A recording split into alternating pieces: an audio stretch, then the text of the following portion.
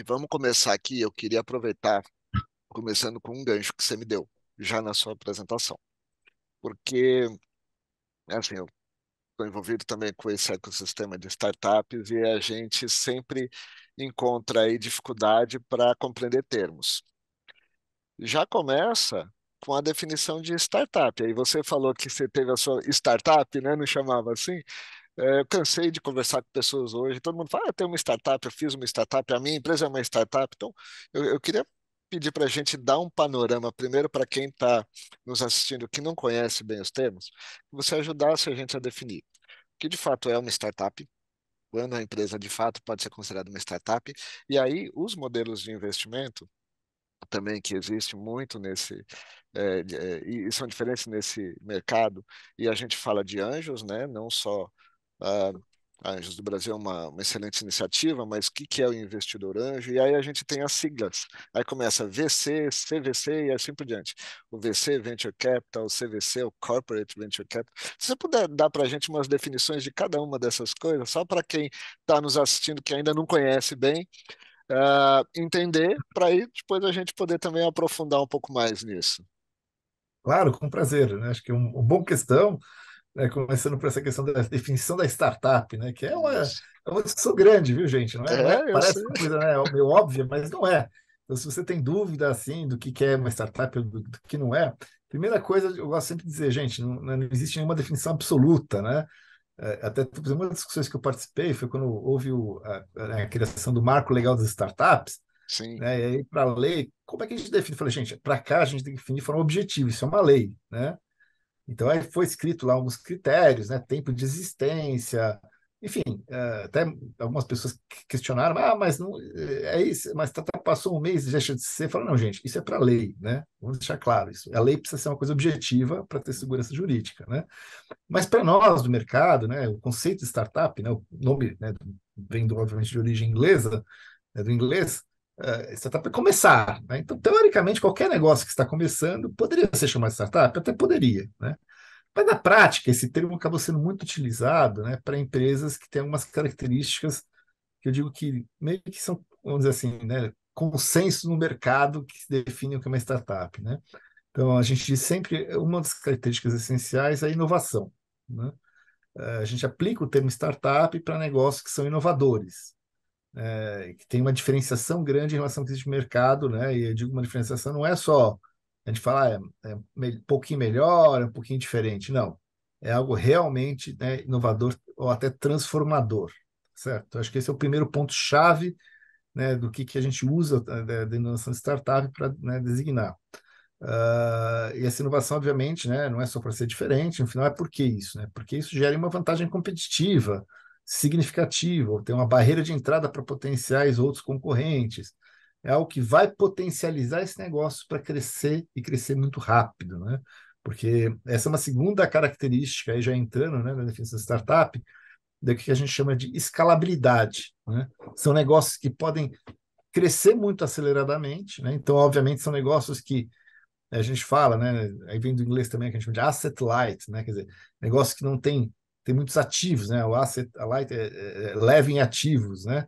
Quer dizer, não exijam aí, né, infraestrutura física, por mais que as startups cresçam, muitas vezes tendo até bastante gente, né? Elas conseguem o seu crescimento ser exponencial em relação à necessidade, por exemplo, de pessoas ou de recursos, tá certo? Então, essa é uma segunda característica essencial, né?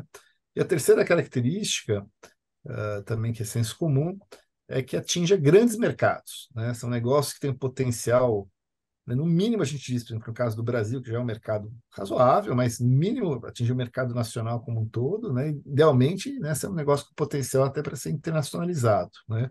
Sonho, obviamente, de qualquer empreendedor ou de investidor que investe em startup, precisa ser um negócio que possa ser até global, tá certo? Então, enfim, resumidamente, eu diria que essas são as características comuns, né? E aí você vai encontrar, gente, eu garanto para vocês, existem várias definições, algumas até mais famosas, de autores, né, muito reconhecidos, enfim, que dão umas definições, mas eu garanto para vocês que vocês olharem, na média, acho que se você olhar se tem essas três características, dá para dizer, bom, isso é uma startup, né? perfeito. E quando a gente fala dessa parte de investimento, como que a gente diferencia o que que é o investidor anjo, o que que é o VC, o CVC? Sim. Ótima pergunta também, né? Faltou essa parte, foi bom se me lembrar. Bom, vamos lá. Quando a gente fala aí falamos do conceito, entendido como startups, né? Startup, uma das coisas que ela muitas vezes necessita é de realmente capital, né? De recurso financeiro para poder, né, justamente desenvolver o seu negócio e crescer e escalar, né, esse negócio, como a gente já comentou. E aí você tem vários perfis de investidores, né? Falando do investidor anjo especificamente, o que é o investidor anjo? O investidor anjo é uma pessoa que investe com recursos próprios, né? Seus próprios recursos. Normalmente é um executivo ou até um empreendedor, um empresário, né? Já que tem uma carreira já bem sucedida, um profissional liberal, enfim, né? Pode ser qualquer pessoa, né? Que tenha uma experiência, isso é importante, é uma experiência profissional, né? Além de algum recurso financeiro que ele possa dispor para aplicar, né? Não precisa ser, não é multimilionário, às vezes esse investidor anjo é aquele cara multimilionário, não. Claro que ele precisa ter, né? A gente fala assim, olha, o investidor anjo tipicamente investe por startup individualmente 10, 20, 30, às vezes um pouco mais, 50 mil reais, dependendo do investidor, né?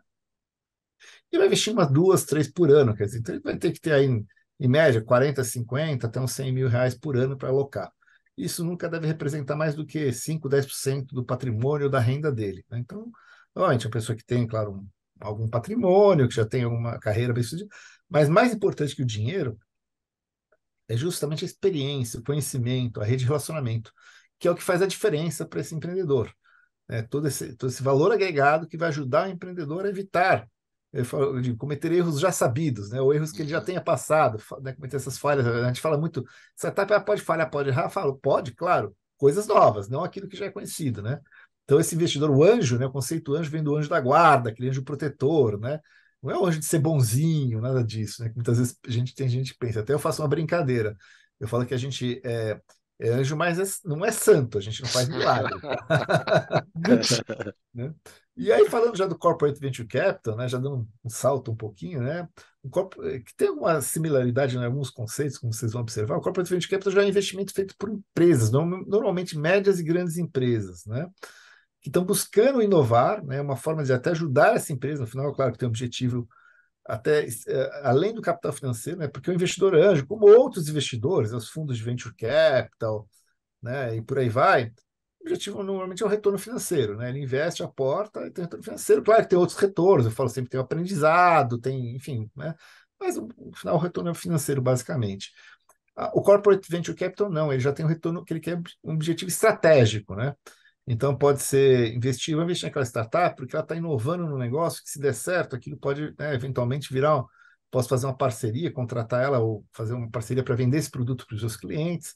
E aí entra o valor agregado da corporate, né, da corporação, da empresa, que né, primeiro o know-how que ela tem, às vezes do segmento, do setor, enfim, todo o conhecimento acumulado que essa empresa tem.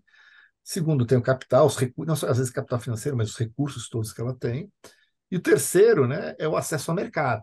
Normalmente essas empresas são empresas ou líderes ou têm uma presença muito forte do segmento que ela atua, e ela pode potencializar essa startup, ajudando ela a entrar nesse mercado que ela já atua, né? Então, esses são alguns dos valores agregados que ela busca ter. Então, eu falei, o Corporate Venture Capital, acho que se diferencia nesses dois aspectos. O aspecto do objetivo, né, que, claro, quer ter retorno financeiro, assim, no sentido do próprio investimento em si, lógico, né? Mas não é o principal objetivo. O principal objetivo, muitas vezes, ou no mínimo igual, é o retorno estratégico, do que aquilo pode ajudar essa empresa a ela inovar o seu próprio negócio, entendeu? E o que ela pode agregar também para esse empreendedor.